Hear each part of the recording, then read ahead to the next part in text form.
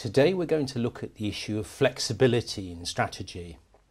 Now, sometimes the most powerful insights can come from outside the world of business. Mark Jenkins, you were watching the Hungarian Grand Prix in Formula One motor racing, and you got some powerful insights from that.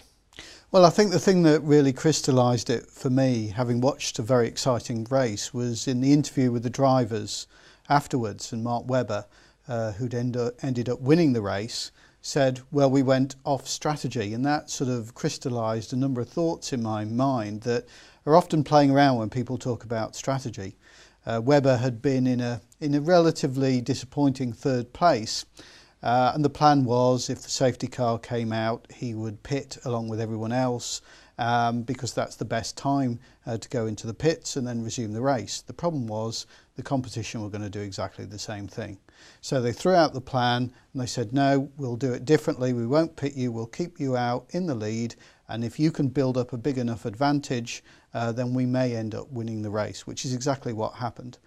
And for me, the connection was in strategy, we often get locked into a particular way of doing things that make what we do quite predictable from our competitors' point of view. Now, you're not advocating throwing out your strategic plans, are you? After all, a lot of thought and effort's gone into that. Absolutely not. I mean, I think it's fair to say that a strategy is clearly a very powerful thing in sending a message about what's important in the organisation, what is it we're trying to do.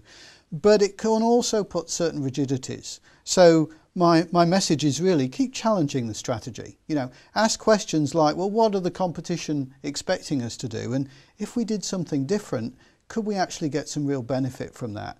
The problem is you get locked into a certain direction.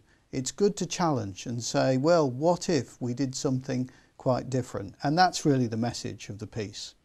Now, you went to print on some of these ideas and you got some valuable feedback.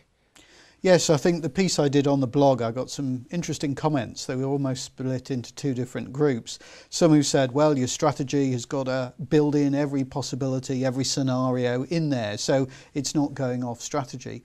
But many others said, absolutely bang on, you know, don't confuse the plan with the purpose, what you're trying to achieve. And I guess what the real message for me is, you know, try and make sure that you're not restricted by your strategy, that you're open to actually throwing it out of the door at certain points, because it's not going to really allow you to achieve what you need to achieve as an organisation. So you may think you're flexible, but in fact you've got a degree of inflexibility there which won't work.